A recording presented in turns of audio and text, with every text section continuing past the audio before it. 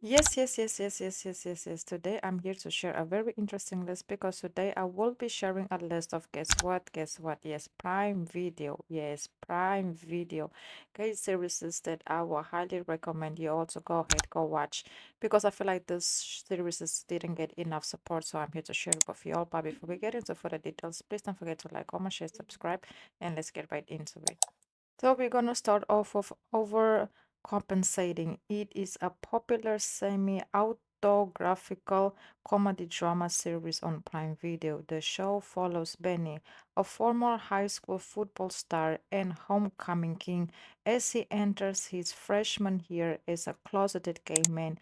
Benny masks his true identity by overcompensating, when it comes to his behavior, so basically to fit in Benny basically befriends Carmen, a fellow freshman outsider, and navigates college life, including a complicated crush on a British student that name is Miles.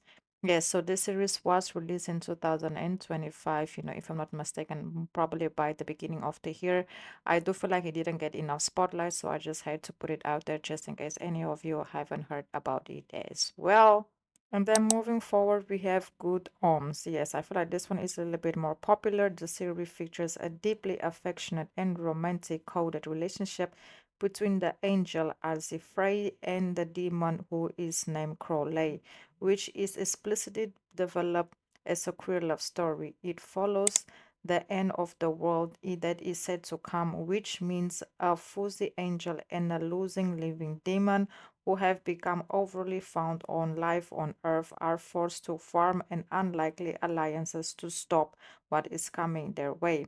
The series was released in 2019 and currently is still ongoing, but unfortunately it will be coming to an end in 2026 as it has been announced that the final chapter will be a one episode that will be basically 90 minutes.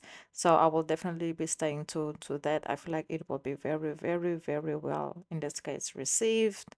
And then moving forward, we have Nobody Will Miss Us. It is a 2024 Mexican miniseries coming of age drama series. Is set in 1994, while the main plot follows five high school students running on an illegal, homework selling business, and it features a prominent gay romantic subplot.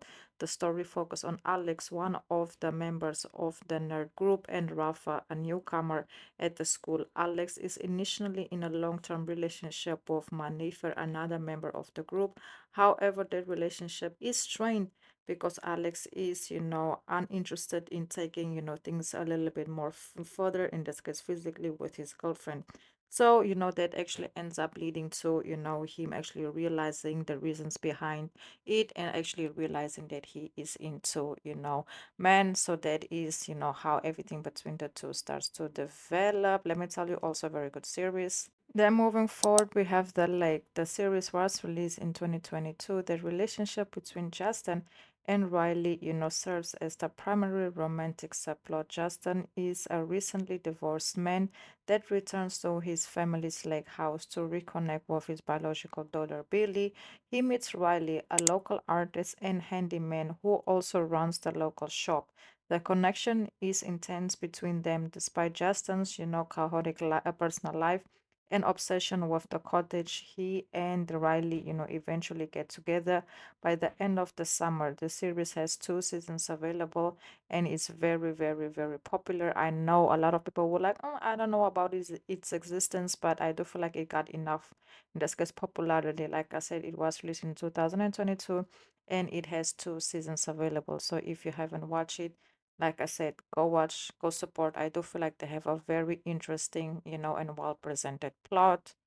Then we have El Juego de las Llaves. So basically, the game of keys, something like that. The translation at the beginning of the series, Valentin is married to Gabby and seems to have a perfect marriage. However, through the dynamics of the key game, he begins to question his orientation and explore his true desires.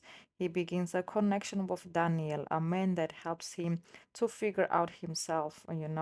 Their story shows the process of self acceptance, the impact this has on his marriage and social environment from the second season, onwards. Valentine takes important steps to basically live his true identity openly. Yes, this one actually has 3 seasons available and is pretty much very queer. So if you guys haven't watched it, I will also highly recommend, go checking it out.